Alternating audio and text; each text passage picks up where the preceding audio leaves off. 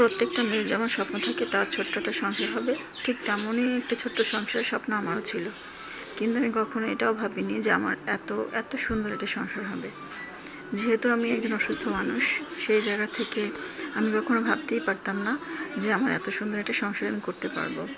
তো আসসালামু আলাইকুম, আপনারা সবাই নিশ্চয়ই ভালো আছেন, আমিও ভালো আছি।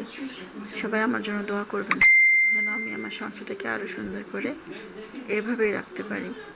সত্যি কথা বলতে কি, রান্নাঘরের লাল কমিউনিকেশনটা এই জন্যই করা, যেহেতু রান্নাঘরে অনেক ময়লা ধরে যায়। এই জন্য আমি রান্নাঘরে বেশিরভাগ জিনিসগুলো, মানে রান্নাঘরের বেশিরভাগ জিনিসগুলোই আমি লালটা সিলেক্ট করেছি। আর এটা হচ্ছে আমার ড্রয়িং রুমের একটা সাইডে রাখা আছে ওয়াশিং মেশিন। যেহেতু আমার রুমটা অনেক ছোট, তো সেই জায়গা থেকে আমি যতটুকু পেরেছি সেভাবেই গুছিয়ে নিয়েছি। একটা সাইডে ডাইনিং টেবিল আর একটা পাশে আমি সোফার জন্য স্পেস করছি।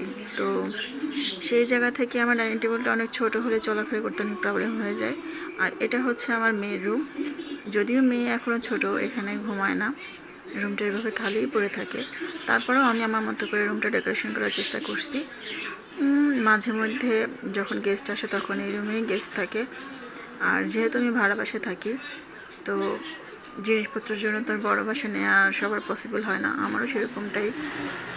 তো সাধ্যের মধ্যে যতটুকু প্রয়োজন হয় বা যা যা খুব বেশি প্রয়োজন ততটুকু দিয়েই আমি আমার সংসারটাকে গুছিয়ে নিয়েছি।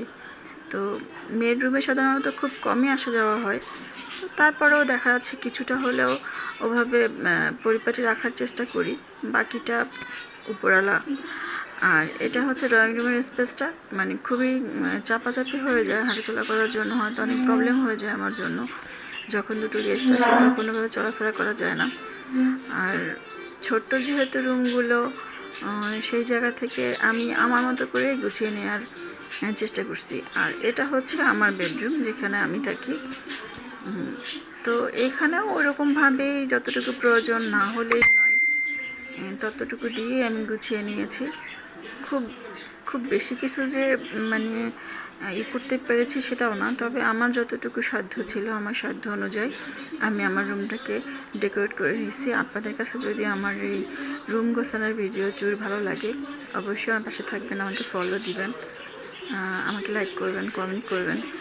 আমি অনেক কষ্ট করে ভিডিওগুলো তৈরি করি, যেহেতু আমার হাঁটতে প্রবলেম হয়, তাই ভিডিওগুলো হয়তো আপনাদের কাছে ভালো নাও লাগতে পারে, কিন্তু এর পরবর্তীতে আমি চেষ্টা করব আমার ভিডিওগুলো একটু মানসম্মত করার জন্য।